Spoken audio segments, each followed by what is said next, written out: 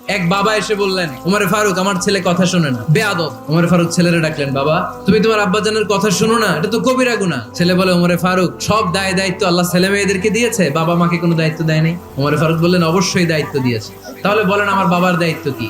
উনি বললেন, প্রাইমারিলি প্রথমত 3 দায়িত্ব। পৃথিবীর প্রতিটি বাবার উচিত ছেলেদের মেয়েদের জন্য ভালো মায়ের ব্যবস্থা করা। 2 নম্বরে সুন্দর তার একটা নাম রেখে দেয়া। 3 নাম্বার তার আল্লাহর কিতাব শিক্ষা দেওয়া। এবার ছেলেকে আমার আব্বা 3টার একটাও করে নাই। এবার ওমরে ফারুক রেগে গেলেন, বাবার কাঁধে ধরলেন। ছেলে বলে, আমিরুল মুমিনিন, আমার মা নর্তকী, আমার মা মাজুসি, আমার মায়ের মধ্যে কোনো আদব কাদব নাই, সুন্দরী দেখে আমার মা রে বাবা বিয়ে করছে, আমার মায়ের কাছ থেকে জীবনে কিছু শিখি নাই। 2 নাম্বার সাম্মানি খানফাসা, আমার বাবা আমার নাম রেখেছে চামচিকা। ওয়ালাম ইউআল্লিমনি হারফাম মিন কিতাবিল্লাহ, আমিরুল মুমিনিন, শুধু তাই না, আল্লাহর কোরআনের একটা অক্ষর আমার বাবা কোনোদিন আমারে শিক্ষা দেয় না। ওমর ফারুক রেগে গেলেন, এবার বাপের কান্দে ধইরা মারতে শুরু করলেন। তুই ফুলার নামে